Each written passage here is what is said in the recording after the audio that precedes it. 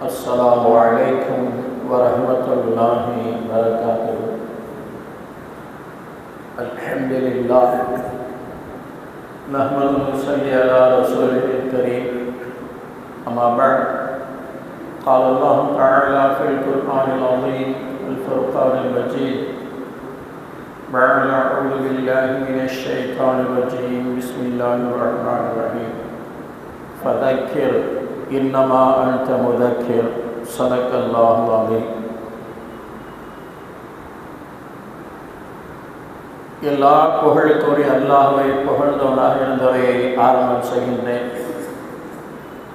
சலாத்தும் சலாமும் நபிகள் பெருமானார் ரசூலுல்லாஹி ஸல்லல்லாஹு அலைஹி வஸல்லம் அவர்கள் மீதும், அவர்களது உத்தம சத்திய சஹாபாக்கள், தாபியீன்கள், ஷஹதாக்கள், சாலிஹீன்கள், நம் அனைவர்கள் மீதும் அல்லாஹ்வுடைய அன்பும் அருளும் என்றென்றும் உண்டாவதாக. ஆமீன்.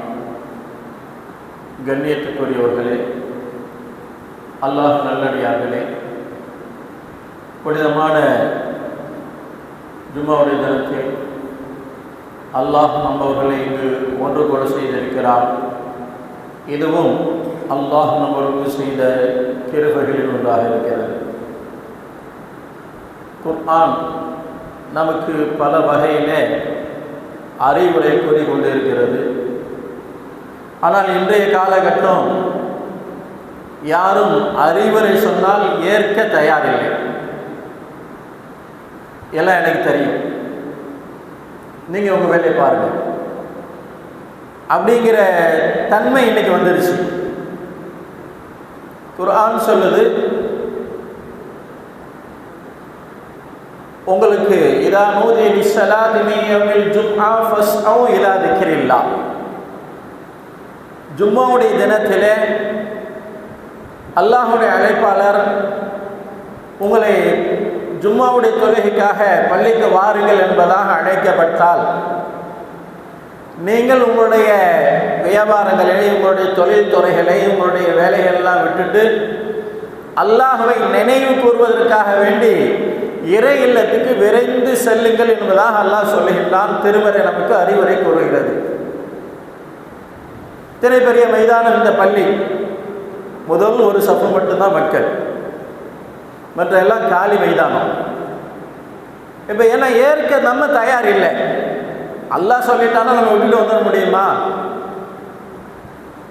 அல்லாஹ்வுடைய ரசூல் சொல்லிட்டா நம்ம விட்டுட்டு வந்துட முடியுமா? நம்முடைய கடைக்கண்ணிகள் இதை கொண்டு தான் நம்முடைய வாழ்க்கை, ஜீவாதாரங்கள், நம்முடைய தொழில்துறைகள் இதைகளை கொண்டு தான் நம்முடைய வாழ்க்கையே ஓடுது. இப்போ தான் கஸ்டமர், முக்கியமான கஸ்டமர்கள் வரக்கூடிய நேரம், எப்படி விட்டுட்டு போகிறது அப்படின்னு இன்னைக்கு நாம் எந்த அறிவுரையும் ஏற்க தயார் இல்லாத நிலையில் நம்முடைய வாழ்க்கை ஓடிக்கொண்டிருக்கிறது. அல்லாஹ் பாதுகாக்க வேண்டும் இந்த சமுதாயத்தை. கண்ணியத்துக்குரிய சகோதரர்களே, இப்போ இஸ்லாம் வலியுறுத்தக்கூடிய ஒன்று அறிவுரை. காரணம், அல்லாஹ் பெருமறையிலே நபி அவர்களை பார்த்து சொல்கின்றான், ஃபதக்கிர் இன்னமா அன்த முதக்கிர். நபியே, நீங்கள் உபதேசம் செய்யுங்கள், நீங்கள் மக்களுக்கு எடுத்து சொல்லுங்கள் என்பதாக அல்லாஹ் திருமறையிலே நபி அவர்களுக்கு உபதேசம் செய்யும்படியாக சொல்கின்றான். இன்னொரு திருமறை வசனத்தில் சொல்கின்ற போது, ஃபஇன்ன திக்ரா தன்ஃபஉல் முஃமினீன். உபதேசம் என்பது, அறிவுரை என்பது முஃமின்களுக்கு அல்லாஹ்வையும் அல்லாஹ்வுடைய ரசூலையும் மறுமை நாளையும் கிதாபையும் நாளை மறுமையை ஏற்றுக்கொண்ட முஃமின்களுக்கு, அடியார்களுக்கு பலன் அளிக்கும் என்பதாக அல்லாஹ் சொல்கின்றான். ஆனால் இன்றைக்கு நாம் இருக்கக்கூடிய சூழ்நிலை எதையும் ஏற்க தயாரில்லை. என் போக்கில் நான் போகணும், என்னை விட்டுருங்க, நிர்பந்தப்படுத்தாதீங்க. யாரும் எனக்கு எதுவும் சொல்லி தெரிய வேண்டிய பருவத்தில் நான் இல்லை. நீங்கள் சொல்லி தான் நாங்கள் கேட்கணும், நீங்கள் சொல்லி தான் என்னுடைய வாழ்க்கை மேம்படணுங்கிற நிலையெல்லாம் இல்லை. எல்லாம் எனக்கு தெரியும். இன்றைக்கி என் கையில் எல்லாமே இருக்குது. உட்கார்ந்த இடத்துல தட்டுன்னா எனக்கு 6666 ஆயத்துக்குள்ள குர்ஆன் என்கிட்ட உடனே வந்துடும். சிஹா என்று சொல்லக்கூடிய 6 ஹதீஸ் கிரந்தங்கள் என்கிட்ட இருக்குது. எல்லாமே கையில், எல்லாமே இன்றைக்கி நான் அது சொல்லக்கூடிய அறிவுரையை ஏற்க நான் தயார். இன்றைக்கி எல்லாம் கூகுள் மயமாக போயிடுச்சு. மனிதன் சொல்லக்கூடிய அறிவுரை, இமாம்கள் சொல்லக்கூடிய அறிவுரைகள், குர்ஆன் ஹதீஸ் சொல்லக்கூடிய அறிவுரைகள் ஏற்க நம்ம தயார் இல்லை. அதே நேரத்தில் கூகுள் பாபா சொல்லிட்டாருன்னா ஏற்க தயார். இந்த ரூட்டை போட்டு பார்ப்போம், எங்கேயாச்சும் வெளியில் போகிறோம்னா இதில் போகாதீங்க, இதில் நிறைய டோல் இருக்குது, உங்களுடைய பயணங்கள் தடைப்படும், உங்களுடைய பொருளாதாரம் நிறைய நீங்கள் அதில் செலவழிக்கணும், இந்த வழியில் போங்க அப்படின்னு ஒரு ரூட்டு காட்டுச்சுன்னா அதை உடனே ஏற்றுக்குவோம். அது கொண்டு போய் நேராக ஏரிக்கரையில் குளத்தாமட்டில் கொண்டு போய் விடும். அதை ஏற்க தயாராக இருக்கக்கூடிய சமுதாயம் அல்லாஹும் ரசூலும் சொல்லக்கூடிய உபதேசங்களை ஏற்க தயாரில்லை. ஆனால் அல்லாஹ் சொல்றான், உபதேசம் என்பது நிச்சயமாக முஃமின்களுக்கு பலன் அளிக்கும்ங்கிறான் அல்லாஹ், அதில் மாற்றமே இல்லை. ஆனால் இன்னைக்கு ஏற்க நம்ம தயாரில்லை கண்ணியத்துக்குரிய சோதர்களே. ஆனால் அல்லாஹும் ரசூலும் சொல்லக்கூடிய அந்த உபதேசங்களை ஏற்றால் நம்முடைய வாழ்க்கை என்பது பிரகாசமாகும், நம்முடைய வாழ்க்கை என்பது மேம்படும், அதில் மாற்றமே இல்லை. ரசூலுல்லாஹி ஸல்லல்லாஹு அலைஹி வஸல்லம் அவங்கள்ட்ட ஒரு மனிதர் வந்தார். கேட்டார், அல்லாஹ்வுடைய ரசூலே, நான் என்னுடைய ஒட்டகத்தை அழித்து விட்டுட்டு தவக்கல்து அலல்லாஹ் அப்படின்னு நான் இருந்துடலாமா அப்படின்னு கேட்டார். அல்லாஹ்வுடைய ரசூல் ஸல்லல்லாஹு அலைஹி வஸல்லம் சொன்னாங்க, அல்லாஹ் மீது நம்பிக்கை வைக்கணும், அதே நேரத்தில் உன்னுடைய ஒட்டகத்தை நீ கட்டிட்டு அல்லாஹ் பார்த்துக்கலாம் சொல்லு. தவக்கல்து அலல்லாஹ் அதுக்கு பிறகு சொல்லு.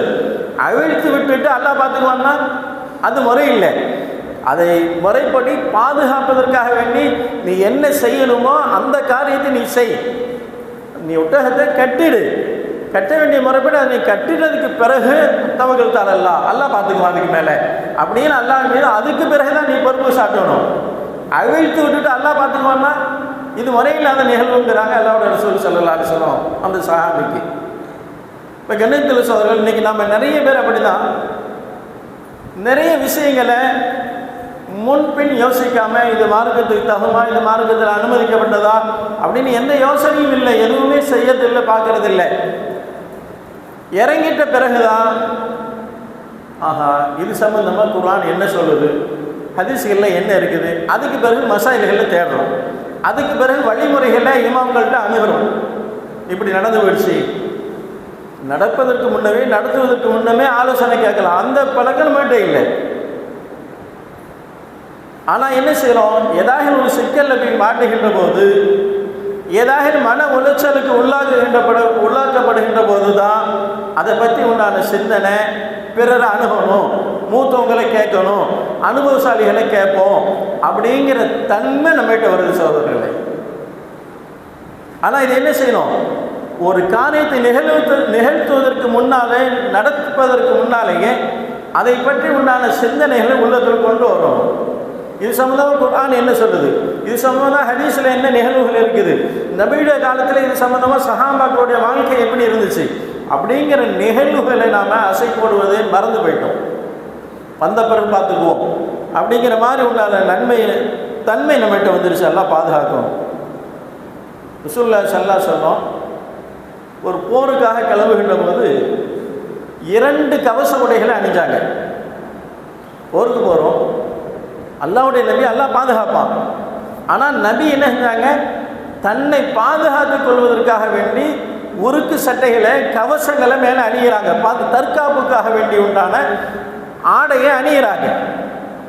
அப்போ அல்லாஹ் பார்த்துக்குவான், நான் அல்லாஹ்வுடைய நபி அப்படின்னு ஸல்லல்லாஹு அலைஹி வஸல்லம் தற்காப்பை விடலை.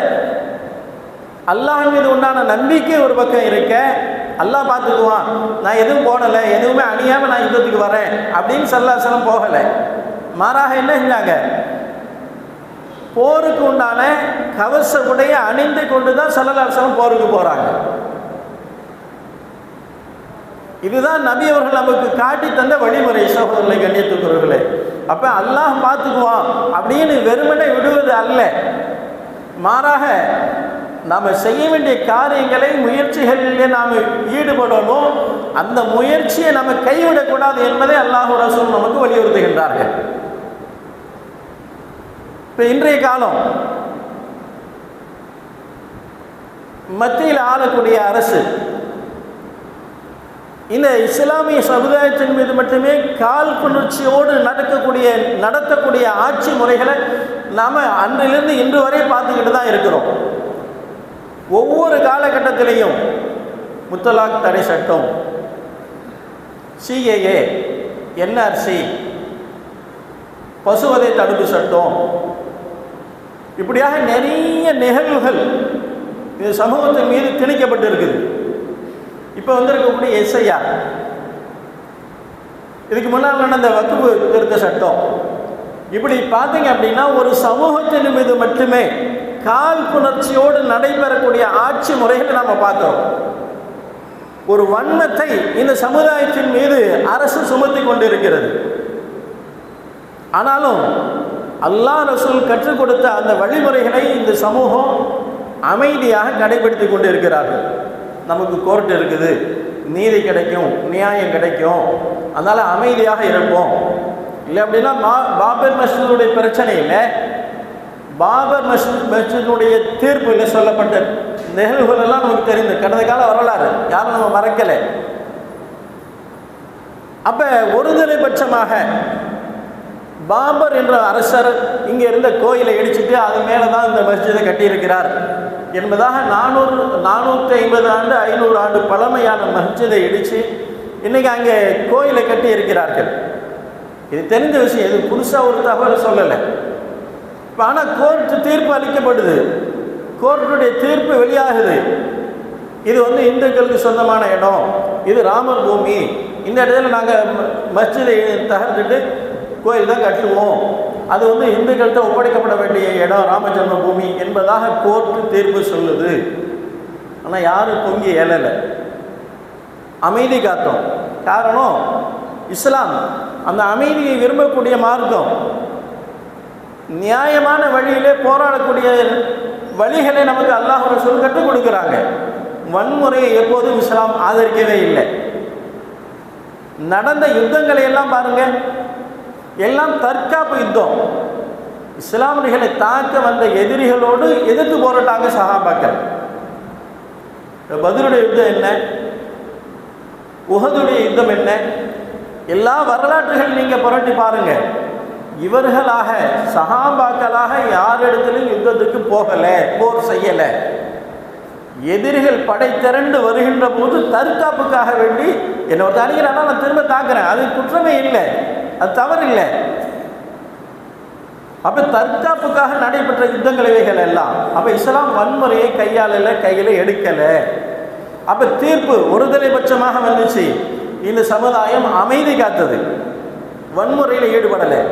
ஆனால் இவர்கள் வழங்கி கொண்டார்கள், இஸ்லாமியர்கள் எங்கே வன்முறை செஞ்சிருவாங்களோ அப்படின்னு தீர்ப்பு வர அன்னைக்கு பார்த்தீங்கன்னா ஒவ்வொரு மாவட்ட தலைநகரங்களையும் இருக்கக்கூடிய இஸ்லாமியர்கள் பெரும்பகுதியாக வாழக்கூடிய பகுதிகள்லாம் கொண்டு இராணுவத்தையும் போலீஸையும் இறக்கிட்டு ஒரு பீதியை கிளப்பினது அவங்க அரசு தான். ஆனால் இந்த சமூகம் அன்றிலிருந்து இன்று வரைக்குமே இத்தனை அடக்குமுறைகளை அவர்கள் மீது திணித்த போது கூட யாரும் வன்முறையை கையாளவே இல்லை. காரணம் கோர்ட்டின் மீது நம்பிக்கை. நாம் வாழக்கூடிய பகுதிகளில் நம்முடைய நாட்டினுடைய சட்டத்திட்டங்களுக்கு உட்பட்டு நடக்கணும் அப்படின்னு இன்று வரைக்கும் அதை நாம் பாதுகாத்து கொண்டு இருக்கிறோம், பாதுகாத்து வந்து கொண்டு இருக்கிறோம். ஆனாலும் அவர்கள் சம்பந்தப்பட்ட தரப்பில் பார்த்தீங்க அப்படின்னா இப்போ சமீபத்தில் நடந்த 2 நாளைக்கு முன்னாடி நடந்த பாருங்க, மதுரையில் திருப்பரங்குன்றம் சிக்கந்தர் ஒளி அரங்கக்கூடிய ஒரு மலை. ஏறத்தாழ 100 ஆண்டுகளுக்கு முன்பு பிரிட்டிஷ் ஆட்சியில் நடத்தப்பட்ட ஒரு நிகழ்வு. அங்கே விளக்கு தீபம் ஏற்றிருக்கிறார். அதுக்கு பிறகு 100 ஆண்டுகளாக அது செயல்படலை, அது கோர்ட்டு பிரச்சனையாகி அது நிறுத்தப்பட்டிருக்குங்கிறது வரலாறு சொல்லக்கூடிய நிகழ்வு. அதை இன்றும் கோர்ட்டுகளில் அரசு தரப்பு வக்கீல் எடுத்து சொல்கிறார். ஆனால் மத்திய அரசு வக்கீல் அதை ஏற்றுக்க தயார் இல்லை. இல்லை இது சிக்கந்தர் மலையில் அந்த தர்காவுக்கு பக்கத்தில் ஏறத்தாழ ஒரு 15 மீட்டர் இடைவெளியில் தான் அந்த தூண் இருக்குது. அது எல்லைக்கல்னு சொல்லப்படுது. வரலாற்று குறிப்புகளில் அது எல்லைக்கல் என்பதாக சொல்லப்படுது. இல்லை அதில் போய் தான் நாங்கள் தீபம் ஏற்றுவோம் என்பதாக இன்று வன்முறைக்காக வேண்டி தூபம் இடக்கூடிய நிலையை நாம் பார்க்குறோம். அமைதியாக இருக்கக்கூடிய அந்த மதுரையில் அந்த பகுதியில் இஸ்லாமியர்கள் பெரும்பான்மையாக வசிக்கக்கூடிய ஒரு இடம். அதை இன்னைக்கு அரசு எப்படி கையாளுது? இங்கே இருக்கக்கூடிய அரசு காபந்து அரசு, அது இஸ்லாமியர்களுக்கு சாதகமான யாராக இருந்தாலும் வன்முறை என்பது கூடாது, கோஆர்டினேஷனும் அதுபடி போகணும் அப்படின்னு அதை போலீஸ் பந்தோபஸ்து கொண்டு அங்கே ஏற்றக்கூடாதுன்னு சொன்னால், இங்கே இருக்கக்கூடிய சங்கிகள் என்ன செய்கிறாங்க? ஆனால் ஒருத்தகையிலையும் ஒரு தீப்பெட்டியில் ஒரு திரி இல்லை, எண்ணெய் இல்லை, ஆனால் நாங்கள் போய் கொடியேற்ற போகிறோன்னு கோஷம் போடுறான். அங்கே இறைவனுடைய பெயரை சொல்லி அவன் கோஷம் போடலை, பாரத் மாதாக்கு ஜெயங்கிறான். நீ எங்கே போகிற? கோயிலுக்கு போகிற. இப்போ கடவுளுடைய பெயரை சொல்லி பக்தி மாடாருந்தா நீ அதெல்லாம் வெளிப்படுத்தணும். அங்கே சொல்லக்கூடிய வாசகங்கள் என்ன? அப்போ எந்த அளவுக்கு இஸ்லாமியர்கள் மீது வன்முறைகளை கட்டவிழ்த்து விடுவதற்காக வேண்டி மத்திய அரசு செயல்படுகிறது என்பதை நாம் பார்க்கிறோம். ஒன்றிய அரசினுடைய நிலைப்படி தான் ஒவ்வொரு மாநிலத்திலையும், மத்திய பிரதேசத்தில், பீகாரில் எல்லா நிலையும் நீங்கள் எடுத்து பாருங்கள். சமீபத்தில் ஒரு 2 வாரத்துக்கு முன்னாடி ஏதோ ஒரு நபர் ஒரு தீவிரவாத செயலில் ஈடுபட்டார் என்பதாக சொல்லி அவருடைய வீட்டை புல்டோசர் கொண்டு இடிக்கப்படுது. அருகில் இருந்த மாற்று மத சகோதரர் உடனே தன்னுடைய இடத்தை அவர் உடனே மீடியாக்களை கூப்பிட்டு, அவர் நிரபராதி, எந்த தவறும் செய்யலை, அவர் மீது எந்த குற்றமும் இல்லை, அருகில் இருக்கக்கூடிய எனக்கு தெரியும் அண்டை வீடு மாற்று மத சகோதரர் அவர் சொல்கிறார், என்னுடைய இந்த கால இடத்தை என்னுடைய சகோதரனுக்காக, இஸ்லாமிய சகோதரனுக்கு நான் கொடுக்குறேன், நீங்கள் வீடு கட்டுங்க, அதுக்கு உண்டான எல்லா ஆவணங்களும் நான் கொடுக்குறேன், உண்டான செலவினங்களுக்கு நான் பொறுப்பேற்கிறேங்கிறார். இன்னும் மனித நேயம் என்பது மடிந்து போகவில்லை சகோதரர்களே, இன்னும் உயிரோடு தான் வாழ்ந்து கொண்டிருக்கிறது. ஒரு இஸ்லாமியர், அங்கே இருக்கக்கூடிய அரசுக்கே தெரியல அந்த நிகழ்வு. அப்படி என்றால் மத்தியில் இருக்கக்கூடிய அரசினுடைய காழ்ப்புணர்ச்சி என்னங்கிறது நமக்கு புரியும். எந்த தவறும் செய்யாத ஒரு நபரை புல்டோசர் கொண்டு அவருடைய வீடு திடீர்னு இடிக்கப்படுகிறது. 50 ஆண்டு காலமாக அங்கே வாழ்ந்து கொண்டிருக்கக்கூடிய அந்த நபரை குற்றம் சுமத்தி வேண்டுமென்றே. அதே போல டெல்லியினுடைய குண்டு வெடிப்பு எல்லாருக்கும் நமக்கு தெரிஞ்ச நிகழ்வு. அதில் எல்லாருமே படித்தவர்கள், டாக்டர்கள் என்பதாக 4 டாக்டர்களை கைது செய்தார்கள். 15 நாள் ரிமாண்டு, போலீஸ் அவர்களை கஸ்டடியில் வச்சு விசாரிக்கப்படுது. 3 நபர்கள் குற்றவாளிகள் இல்லைன்னு விடுதலை செய்கிறான். இப்போ இழந்து போன மானம் யார் கொடுப்பா? பத்திரிகைகளில், ஊடகங்களில் இவர்களெல்லாம் தீவிரவாதிகள், குண்டு வெடிப்பில் ஈடுபட்டவர்கள் என்பதாக போட்டு அவர்களை கலங்கப்படுத்தி, அவருடைய தொழில்துறைகளை முடக்கி, அவருடைய மனைவி மக்களுக்கு உளைச்சலை கொடுத்து, அவருடைய நிம்மதியை கெடுத்து, அவருடைய நற்பெயருக்கெல்லாம் கலங்க விளைவித்தது. இது யார் பொறுப்பேற்க முடியும்? 15 நாளுக்கு பிறகு அவர் காவலிலிருந்து விடுவிக்கப்படுகிறார், அவர் குற்றவாளி இல்லை அப்படின்னு 3 நபர்களை விடுதலை செய்கிறாங்க.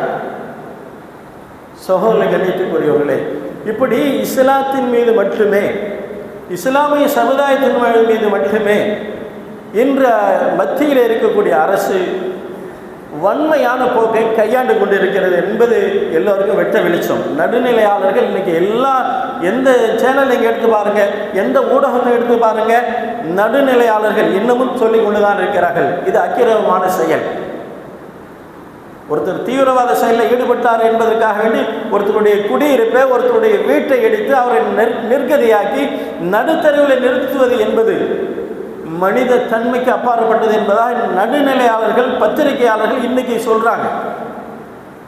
இன்னமும் மனித நேயம் என்பது மடிந்து விடவில்லை என்பதற்கு இவைகளெல்லாம் உதாரணங்கள் சகோதரர்களுக்கு கண்ணியத்துக்குரியவர்களே.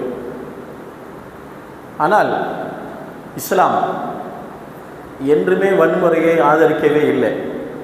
ஆனால் இவர்களாகவே எதுவும் கிடைக்கல அப்படின்னா, தான் மீது வாரி தூற்றப்படக்கூடிய புழுதியை துடைக்கணும்னா ஏதாவது ஒரு குண்டு வெடிப்பு நடத்த வேண்டியது, ஏதாவது ஒரு முஸ்லிம் சமுதாயத்தின் மீது ஒரு சட்டத்தை கொண்டு வந்து திணிப்பது. இதுதான் காலங்காலமாக இந்த ஆட்சி நடந்து கொண்டு இருக்கிறது, இந்த ஆட்சிகளை என்பதை நம்ம விளங்கணும். ஆனால் இன்னமும் நம்ம உறங்கி கொண்டு இருக்கிறோம். அதுக்குண்டான தற்காப்பு முயற்சிகளில் நம்ம ஈடுபடலை. இன்னைக்கு இந்த இஸ்லாமியர்களுக்கு குடியுரிமையை மறுக்கணும் என்பதற்காக வேண்டி கொண்டு வரப்பட்டது தான் இந்த SIR. 2002 நீ எங்கே ஓட்டு போட்ட அப்படின்னு அந்த தகவல் இப்போ எதுக்கு? அது இப்போ இது தேவையில்லாத சர்ச்சை. இதே நீ பீகாரில் உனக்கு ஓட்டு உரிமை இருக்குது, அதனுடைய ஐடியா இருக்குதுன்னா நீங்கள் இணைஞ்சிக்கலாம். இது என்ன நியாயம் புரியலை. இப்போ எதை நோக்கி இவர்கள் இந்த நாட்டை கொண்டு செலுத்துகிறார்கள்? அப்போ இந்த சமுதாயத்தின் மீது இருக்கக்கூடிய நன்மதிப்பை கெடுக்கணும். இஸ்லாமியர்கள் எப்போதும் நிம்மதியாக வாழ விடக்கூடாது. அதில் தான் இப்போ எல்லாருமே பர்த் சர்டிஃபிகேட் வச்சுருக்கணும். 1928 30 பிறந்தவங்களுக்கு எங்கே வச்சுருக்காங்க, 50 பிறந்தவங்க எங்கே வச்சுருக்கிறாங்க? அன்றைக்கெல்லாம் எந்த பர்த் சர்டிஃபிகேட் இருந்துச்சு? இல்லை. இப்போ நீ போய் பொருள் அணுகுனீங்கன்னா உனக்கு கிடைக்கும். தாலுக்கா ஆஃபீஸுக்கு போ, தாசில்தார்கிட்ட அணுகு, அதுக்காக 1000 ரூபா கொடு, 2000 ரூபா கொடு, வருவாயை பெருக்கணும். இஸ்லாமியர்களை சுரண்டணும். இல்லைங்க, எல்லா ஆவணங்களும் நீங்கள் சரியாக வச்சுக்கிங்க, எந்த நேரமும் எந்த ஆவணமும் நாங்கள் கேட்போம். இப்படியான ஒரு விதமான பதட்டத்தை இந்த சமூகத்தின் மீது இந்த அரசு திணித்து கொண்டே இருக்கிறது. கண்ணியத்துக்குரிய சோதர்களே, ஆனால் ரசூலுல்லாஹி ஸல்லல்லாஹு அலைஹி வஸல்லம் அகழ்போர், மக்கா வாசிகள் படைத்திரண்டு வருகிறார்கள் என்ற செய்தி நபி அவர்களுக்கு கிடைச்சிச்சு, மதீனா வாசிகளுக்கு கிடைக்கிது. இப்போ ரசூலுல்லாஹி ஸல்லல்லாஹு அலைஹி வஸல்லம் சஹாபாக்கள் எல்லாம் ஒன்று கூட்டுகின்றார்கள். அதே நேரத்தில் ஸல்லல்லாஹு அலைஹி வஸல்லம் சொன்னாங்க, ஹஸ்புனல்லாஹ் நிஅமல் வக்கீல், அல்லாஹ் நமக்கு போதுமானவன், அவனே நம்மை நல்வழிப்படுத்துவான் அப்படிங்கிற பொருள்பட ஸல்லல்லாஹு அலைஹி வஸல்லம் சொன்னாங்க. ஆனாலும் தற்காப்பு தேவையா இல்லைங்களா? எதிரி படைத்திரண்டு வருகின்ற போது தற்காப்பு வேணும். அப்போ சஹாபாக்கள் ஒன்று கூட்டினாங்க ஸல்லல்லாஹு அலைஹி வஸல்லம். நான் பார்த்துக்கிறேன்னு சொல்லலை, எல்லா சஹாபாக்களையும் கூப்பிட்டாங்க. தோழர்களே, இது போன்ற ஒரு சூழ்நிலை, போர் மேகம் சூழ போகுது, நம்மை தாக்குவதற்காக வேண்டி எதிரிகள் படைத்திரண்டு வந்து கொண்டிருப்பதாக தகவல் கிடைச்சிருக்குது. அதனால் நம்ம தற்காப்புக்காக வேண்டி ஏதாவது செய்யணும். என்ன செய்யலாம்? சஹாபாக்கள் ஒவ்வொருத்தரும் ஒரு யோசனை சொன்னாங்க. நாம் அவர்களை மதீனா நகருக்குள் வரவிட்டு சூழ்ந்து கொள்ளலாம், சூழ்ந்து தாக்குதல் செய்யலாம், இல்லை அவர்களை வெளியிலேயே எதிர்க்கலாம். இப்படியான பல விதமான தகவல்கள் பரிமாறப்படுது. சல்மான் ஃபாரிஸிலான சிறந்த ஆலோசனை சொன்னாங்க, அல்லாஹ்வுடைய ரசூலே, அதெல்லாம் மக்காவிலேருந்து மதீனாவுக்கு வரணும்னா உடனே இன்று இருக்கக்கூடிய வாகன வசதி இல்லைல்ல. ஆனால் இன்றைக்கும் இங்கேருந்து மக்காவிலேருந்து மதீனாவுக்கு ஜியாரா போனவங்களுக்கு தெரியும், குறைந்தது ஒரு 5 மணி நேரம் 6 மணி நேரம் பஸ் பிரயாணம் மட்டுமே. ஆனால் அன்றைய காலகட்டம் குறைஞ்சது ஒரு 15 நாள் சஃபருடைய தூரம். படைத்திரண்டு வராங்கன்னா உடனே வந்துட முடியாது. இப்போ அதனால் நம்ம தற்காப்புக்காக வேண்டி மதீனாவை சுற்றி, ஏன்னா இன்றைக்கி இருக்கக்கூடிய பிரம்மாண்டமான மதீனா நகரம் அல்ல அது, அன்றைக்கி ஒரு சின்ன கேபிட்டல் சிட்டியாக இருந்திருக்கலாம். அதனால் மதீனா மாநகரத்தை சுற்றிலும் நாம் அகழிகளை தோண்டிடுவோம், பெரிய பள்ளத்தை தோண்டிடுவோம். அதை கடந்து அவங்க நமக்கு வர முடியாது. நாம் ஊருக்குள்ளே இருப்போம், எதிரிகள் வெளியிலிருந்து தாக்குதல் தடுக்கட்டும், அப்போ அவருடைய வீரியம் குறைக்கப்பட்டு போகும் அப்படின்னு சல்மான் ஃபாரிஸிலான்னு சொன்னாங்க. அந்த யோசனை எல்லோருக்கும் பட்டுச்சு. அப்போ சஹாபாக்கள் தாங்கள்லாம் இறங்கி பணி செய்கிறாங்க, அல்லாஹ்வுடைய ரசூலும் இறங்கி அதில் பணி செஞ்சாங்க. இல்லை நான் லீடர், நான் சமுதாய தலைவர், எனக்குன்னு ஒரு அந்தஸ்து இருக்குது, நான் என்னுடைய கெப்பாசிட்டியை விட்டு நான் இறக்க முடியுமா அப்படி நிற்கலை. அவை இந்த சமூகத்தை பாதுகாப்பதற்காக வேண்டி தலைமைத்துவமிக்க ரசூலுல்லாஹி ஸல்லல்லாஹு அலைஹி வஸல்லம் தாங்களும் கூட இறங்கி மண்ணு சுமக்கிறாங்க, அந்த அகழ் தோண்டக்கூடிய பணியில் ஈடுபடுறாங்க. இதுதான் ஒரு சமுதாயத்தினுடைய தலைவருடைய நன்னடத்தை. இப்படி தான் ரசூலுல்லாஹி ஸல்லல்லாஹு அலைஹி வஸல்லம் வழிகாட்டினாங்க. யாரையும் வந்தால் பார்த்துக்கலாம் விடுங்க அப்படின்னு இருக்கலை. வருவதற்கு முன்னான தற்காப்பு நாம் என்ன செய்யணும் என்ற சிந்தனை நபி அவர்களுக்கு வந்துச்சு. அப்போ அகழ் தோண்டக்கூடிய விஷயத்தில் சஹாபாக்கள் எல்லாருமே இறங்கினாங்க. அதே மாதிரி தான் இன்றைக்கி நம்மகிட்ட கொடுக்கப்பட்டிருக்கக்கூடிய நிறைய நிகழ்வுகள் இன்றைக்கி இன்னமும் நம்ம இசையாக இருப்பாமல் நிறைய பேர் இன்னமும் ரிஜெக்ட் ஆகிருக்குது. அது சமயம் தான் நம்ம ஏன் ரிஜெக்ட் ஆகிடுச்சு, ஏன் என்ன போனபோது ஓட்டு உரிமை தானே நம்ம விளங்கிட்டு இருக்கிறோம். ஆனால் இதையும் முதல் காரணமாக வச்சு இதிலிருந்து தான் ஒன்று உங்களோட டிசியை கொண்டா, உங்களுடைய பிறப்பு சான்றிதழ் கொண்டுட்டு வா, உன்னுடைய வசிப்பிட சான்றிதழ் கொண்டுட்டு வா, என்ன பாஸ்போர்ட்டை கொண்டா, அதை கொண்டா, இதை கொண்டான்னு சொல்லி இனிமேல் அதுக்கு பிறகு தான் அடுத்தடுத்த கட்டம். அப்போ அதற்கு முன்னமே நாம் என்ன செய்யணும்னா, நம்ம வசிக்கக்கூடியது ஓரளவு நம்ம படித்து இருக்கிறோம். இன்னும் பாமர மக்கள் இன்னும் பாருங்கள், சமீபத்தில் கூட ஒரு கிராமத்தில் ஏதோ ஒரு சிட்டி போட்டிருந்தாங்க, பேர் கிராமத்தில் 2 பாட்டி வயசானவங்க, செல்லாதுன்னு அறிவிக்கப்பட்டு எப்போ 2017 அறிவிக்கப்பட்டுச்சு. அந்த நோட்டுகளை இப்போ கொண்டுட்டு போய் கலெக்டர்கிட்ட கொடுத்து எங்களுக்கு செல்லாதுன்னு அறிவிப்பு செஞ்சதே தெரியல, மாற்றி கொடுங்கன்னு நிற்கிறாங்க. இப்போ அந்த அளவுக்கு கிராமப்புற மக்கள்கிட்ட விழிப்புணர்வு இல்லை. இப்போ அவங்களுக்கு யார் சொல்கிறது, அவங்களுக்கு எப்படி இந்த தகவல்கள்லாம் போய் கிடைக்கிறது? அப்போ கண்ணியமிக்க சகோதரர்களுக்கு என்ன தெரியல, இப்போ நமக்கு சொல்லப்பட்டிருக்கக்கூடிய நிகழ்வுகள், நமக்கு என்னென்ன ஆட்சியாளர்கள் கொடுக்குறாங்களோ அவைகள் எல்லாம் நம்முடைய ஆவணங்களை நம்ம தயார்படுத்தணும். இப்போ வந்திருக்க வக்குஃப் சட்டம், வக்குஃபுடைய சொத்துக்களை நீங்கள் உடனே பதிவிறக்கம் செய்யணும். இன்றைய தேதி கடைசியாக கொடுத்தாங்க, நாளை ஒரு நாள் எக்ஸ்டெண்ட் பண்ணியிருக்கிறாங்க.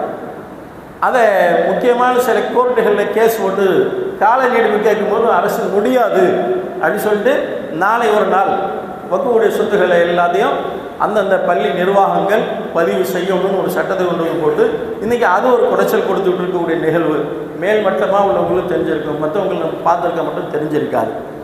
இப்படியாக ஒவ்வொரு விஷயத்திலையும் நம்முடைய பெயர்கள் வேண்டுமென்றே திட்டமிட்டு நீக்கப்படக்கூடிய நிகழ்வுகளை நம்ம பார்க்குறோம். நிறைய பேருக்கு ஓட்டர் லிஸ்ட்டில் பேர் இல்லை, வாக்காளர் பட்டியல் வெளியிடப்பட்டப்போ நிறைய பேர் நம்ம போய் கண்டுக்கவே இல்லை. பள்ளிகளில் அறிவு செய்யப்பட்டுச்சு, வாக்காளர் பட்டியல் வெளியிடப்பட்டு இருக்குது அரசின் மூலமாக, இந்த பள்ளிக்கூடத்தில் இருக்குது, இந்த அலுவலகத்தில் இருக்குது, பெயர்கள் எல்லாம் நீங்கள் சரி பார்த்துங்க அப்படின்னு அறிவிப்பு செய்யப்பட்டுச்சு. ஆனால் நம்ம யாரும் கண்டுக்கலை, ஏதோ சிலர் போனாங்க பார்த்தாங்க. ஆனால் இப்போ வந்து பார்த்துட்டு ஏன் பேர் இல்லை, நான் தான் ஏற்கனவே போனேன் எலெக்ஷனில் ஓட்டு போட்டேன்னு ஓட்டுருக்கீங்க, இப்போ நீக்கிட்டாங்களே, யார்கிட்ட போய் கேட்குறது? அப்போ நாம் நம்மின் மீது கவனம் இல்லாத சூழ்நிலையிலே வாழ்ந்து கொண்டு இருக்கிறோம். சகோதரர்களை, கண்ணியத்துக்குரியவர்களே, நம்மை பற்றி உண்டான சிந்தனை நமக்கு வரணும். எல்லாம் அவர்கள் பார்த்துக் கொள்வார்கள், அப்படி அல்ல. எப்படி ஒட்டகத்தை கட்டி போட்டுட்டு தவக்கல் தலல்லாம் என்பதாக சொன்னாங்களோ சொல்லலாம், அந்த மாதிரி ஒட்டகத்தை கட்டிட்டு தான் நம்ம எல்லாம் நம்பிக்கை வைக்கணும். அப்போ அதற்கு நமக்கு உண்டான சான்றிதழ்களை நம்ம தயார்படுத்திக்கிட்டு தான் எது வந்தாலும் பார்ப்போம்னு சொல்லணும். வந்த பிறகு பார்க்கறது இல்லை, அது பிறகு எதை பார்த்து என்ன செய்ய போகிறோம்? கண்ணியத்துக்குரிய சகோதரர்களே, அல்லாஹ் ரசூல் நமக்கு காட்டித்தரக்கூடிய வழிமுறைகள், அல்லாஹ் ரசூல் நம்மளுக்கு எடுத்து செல்லக்கூடிய உபதேசங்கள், அறிவுரைகள், அவைகளை நாம் ஏற்று நடக்கணும். குர்ஆன் சொல்லக்கூடிய வழிமுறைகள், குர்ஆன் சொல்லக்கூடிய அறிவுரைகள் நம்முடைய வாழ்க்கையை மேம்படுத்துவதற்கு உள்ளது. நபியவர்கள் எந்த ஒன்றையும் தானாக தன் இஷ்டத்துக்கு சொன்னதே இல்லை. இல்ஹுவ இல்லா வஹி யூஹாங்கிறான் அல்லாஹ். நபியர்கள் சொல்லக்கூடிய நிகழ்வுகளில் எல்லாம், நபியர்கள் சொல்லக்கூடிய நடைமுறைகள் எல்லாம் அல்லாஹுவால் வஹி அறிவிக்கப்பட்டதுங்கிறான் அல்லாஹ். இப்போ அல்லாஹ்கிட்டேருந்து வரக்கூடிய நிகழ்வுகளை தான் ரசூலுல்லாஹி ஸல்லல்லாஹு அலைஹி வஸல்லம் சமுதாய மக்களுக்கு சொன்னாங்க. எதையும் என் உள்ளத்தில் பட்டுச்சு, எனக்கு இது சரியாக தெரிஞ்சிச்சுன்னு நபி அவர்கள் எங்கேயுமே சொல்லலை, எந்த ஹதீஸுகளையும் இல்லை. நீங்கள் பாருங்கள், எல்லாவற்றையும் அல்லாஹ்கிட்டேருந்து பெற்று தான் ரசூலுல்லாஹி ஸல்லல்லாஹு அலைஹி வஸல்லம் இந்த சமுதாயத்தில் சொல்லியிருக்கிறாங்க. ஒரு சஹாபி அல்லாஹ்வுடைய ரசூல்கிட்ட வந்து கேட்டாங்க, ஐய துஆ அஃலல், அல்லாஹ்வுடைய ரசூலே, அல்லாஹ்கிட்ட கேட்கக்கூடிய துஆக்களில் எது சிறந்ததுன்னு கேட்டார் ஒரு சஹாபி. ஸல்லல்லாஹு அலைஹி வஸல்லம் சொன்னாங்க, அல்லாஹ்கிட்ட ஆரோக்கியத்தை கேளுங்கன்னு நாங்கள் ஸல்லல்லாஹு அலைஹி வஸல்லம். அந்த சஹாபி கேட்டுட்டு போயிட்டாங்க. மீண்டும் மறுநாள் வந்தாங்க, அல்லாஹ்வுடைய ரசூலே துஆக்களில் சிறந்தது எதுன்னு கேட்டாங்க. ஸல்லல்லாஹு அலைஹி வஸல்லம் அதையே சொன்னாங்க, நீங்கள் அல்லாஹ்கிட்ட சிஹத்து சலாமத்தை கேளுங்க, ஆஃபியத்தை கேளுங்க, உடல் நலத்தை கேளுங்க, ஆரோக்கியத்தை கேளுங்கன்னு சொன்னாங்க. சஹாபி போயிட்டாங்க. மீண்டும் 3வது நாள் வந்து அந்த சஹாபி அதையே கேட்கின்றார். அப்பவும் ஸல்லல்லாஹு அலைஹி வஸல்லம் அதுதான் சொன்னாங்க. காரணம், அல்லாஹ் சலாஹியத்தை கொடுத்துட்டான் அப்படின்னா, சிஹத்தான வாழ்க்கையை கொடுத்துட்டா அதை விட சிறந்தது எதுவுமே இல்லை. நான் ஸல்லல்லாஹு அலைஹி வஸல்லம் ஒரு ஹதீஸில் சொல்லுவாங்க, 2 நிஅமத்துகள், மனிதனுக்கு கொடுக்கப்பட்ட 2 நிஅமத்துகள் இருக்குது. அந்த விஷயத்தில் மக்கள் பொதுபோக்காக இருந்து விடுகிறார்கள். ஒன்று ஆரோக்கியம், இன்னொன்று நேர அவகாசம் என்பதாக ஸல்லல்லாஹு அலைஹி வஸல்லம் சொல்லி காட்டினாங்க. இன்றைக்கி நமக்கு நேர அவகாசம் இருக்கும்போது எதையும் செய்ய மாட்டோம். நேர நெருக்கடியில் வந்து தான் அதை செய்யணும் இதை செய்யணும் என்ற மன உளைச்சலுக்கு உள்ளாக்கப்படுவோம். ரெஸ்டில் இருக்கும்போது, நேர காலங்கள் இருக்கும்போது அந்த காரியத்தை செயல்படுத்திக்குவோம் என்ற தன்மை வர்றதில்லை. நேர நெருக்கடியில் தான் அவசர கதியில் எதையாவது செய்ய போய் எக்கு தப்பாக எதிரியாக மாட்டிக்கிறது, ஏதாவது சிரமங்கள் வந்துடுறது. இப்போ அதே போல் ஆரோக்கியம், அந்த உடல் ஆரோக்கியம் இருக்குகின்ற போது இபாதத்தில் நம்முடைய உடலை ஈடுபடுத்தணும். ஆனால் விட்டுடுறோம். ஓஞ்சி உட்கார்கின்ற போது தான் இடுப்பு வலி வந்துடுச்சு, மூட்டு வலி வந்துடுச்சு, எழுந்திரிக்க முடியல, காலை நீட்ட முடியல, மடக்க முடியல. பள்ளிக்குள்ளே போனாவே சேர் எங்கே இருக்குது, எந்த மூலையில் போய் உட்காரலாம், எந்த தூணில் போய் சாயலாங்கிற தன்மை வருது. எல்லாம் பாதுகாக்கணும் சமூகத்தை, கண்ணியத்துக்குரிய சோதர்களே. அப்போ உடல் ஆரோக்கியம் அது ரொம்ப அவசியம். அதனால சொன்னாங்க உடல் ஆரோக்கியத்தை கேளுங்கிறாங்க நபி அல்லாஹ்கிட்ட. அதை விட வேறு சிறந்த செல்வம் உலகத்தில் எதுவுமே இல்லை சகோதரர்களே. ஏன்னா அது எப்போ தெரியும், அதை இழக்குகின்ற போது தான் அதனுடைய தன்மை என்னங்கிறது நமக்கு விளங்கும். அப்போ அதை விளங்கணும்னா மருத்துவமனைகளில் போய் பார்க்கணும், ஆஸ்பத்திரியில் போய் பார்க்கணும். அப்போ தான் அல்லாஹ் நமக்கு கொடுத்திருக்கக்கூடிய நியமத்துகள், அல்லாஹ் நமக்கு வழங்கி இருக்கக்கூடிய உடல் ஆரோக்கியம் எப்படிப்பட்டது என்பதை நாம் அங்கே போய் பார்க்கின்ற போது தான், அவர்கள் படக்கூடிய சிரமங்களை பார்க்குற போது தான் அல்லாஹ் நமக்கு கொடுத்துருக்கக்கூடிய நியமத்து எவ்வளோ உயர்ந்தது, அல்லாஹ் நமக்கு எவ்வளோ நியமத்துகளை கொடுத்துருக்கிறான் அப்படின்னு அந்த பாக்கியத்தை அப்போ தான் உணர்வோம். ஆக கண்ணியத்துக்குரியவர்கள் எல்லாம் நல்லடியார்களே, அல்லாஹ் கொடுத்திருக்கக்கூடிய இந்த உடல் ஆரோக்கியம், அல்லாஹ் கொடுத்திருக்கக்கூடிய இந்த ஓய்வு காலங்கள், இவைகளை அல்லாஹ் ரசூல் சொல்லக்கூடிய வழியில் பயன்படுத்தி, அல்லாஹ் ரசூல் சொல்லக்கூடிய வழிகளிலே இபாதர்களை நம்மை ஈடுபடுத்தி இம்மை மறுபடிய வாழ்க்கையிலே வெற்றி பெறக்கூடிய சமூகமாக அல்லாஹ் நம்ம அவர்களை புரிந்து கொள்வானாக. ஆமீன். வ ஆகிர் தஅவானா அனில் ஹம்துலில்லாஹி ரப்பில் ஆலமீன். அஸ்ஸலாமு அலைக்கும்.